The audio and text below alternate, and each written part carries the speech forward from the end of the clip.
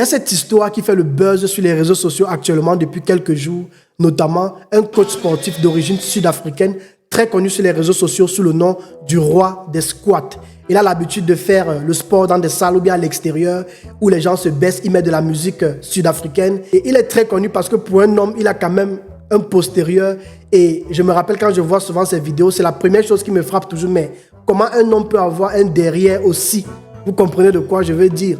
Donc, il a décidé d'organiser un événement du côté du Burkina Faso et le pays a simplement annulé l'événement. En d'autres mots, le capitaine Ibrahim Traoré a décidé d'annuler l'événement avec le motif suivant. Nous sommes en pleine construction de notre pays. Nous ne voulons pas de distraction. Je répète encore les amis.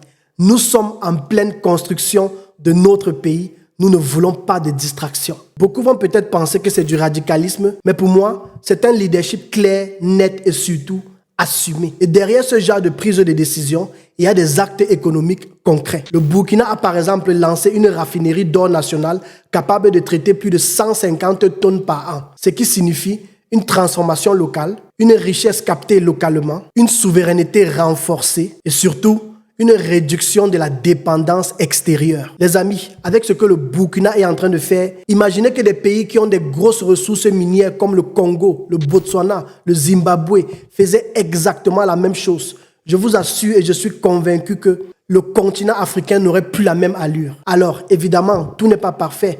Air Burkina doit certainement gérer plusieurs défis tels que la rentabilité, l'organisation ou encore la concurrence.